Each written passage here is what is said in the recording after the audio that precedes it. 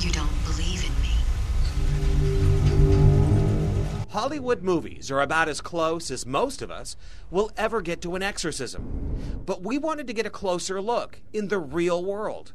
So we traveled here to Kansas, Oklahoma, well beyond the gates of Hollywood.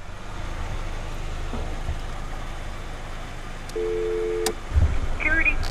This is Jeff Ferrell with KSLA News 12. I'm here to see the Mannings. Okay. This is very secluded.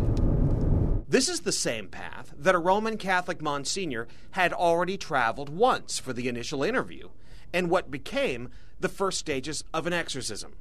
It involves a woman who agreed to speak with us before the exorcist's second visit. Are you Kevin? Yes, sir. Hey, Jeff Ferrell. Jeff, how you doing? Good. Once inside, Kevin Manning began explaining that his wife Tina is always tired. Which tell him the truth. What's that? You were getting lazy. He thought I was getting lazy because every time he was home, all I wanted to do was sleep because it's the only time I felt comfortable sleeping. Was when he's home. Yes. Truck driving keeps Tina's husband gone for days at a time in an empty house. Except she fears it's really not so empty and even responsible for her possible demonic possession. Do you ever get the feeling that the demon is talking through her?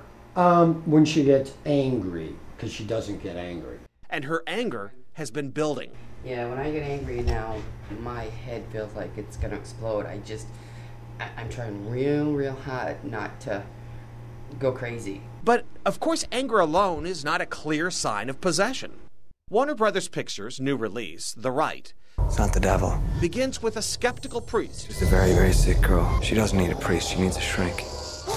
who agrees to study under a renowned exorcist at the Vatican. And even the movie describes valid cases as very rare. That's exactly what the Mannings thought, too.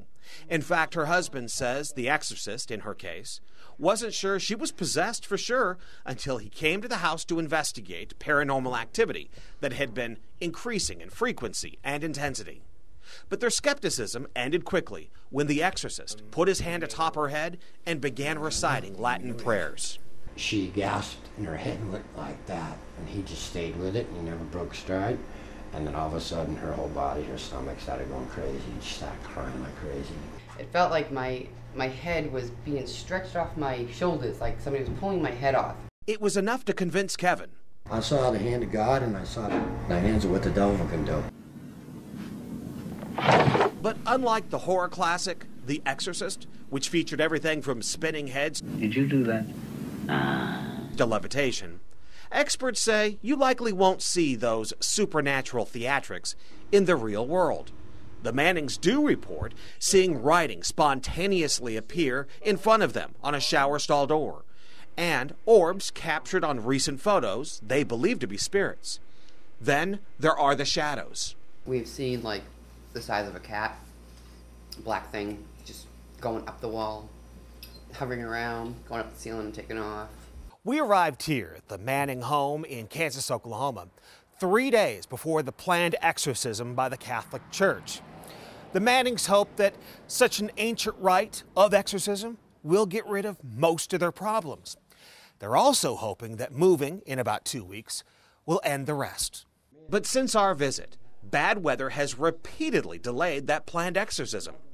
And even in their new house, Tina Manning reports strange activity, like mysteriously slamming doors their first night. Jeff Ferrell, KSLA News 12.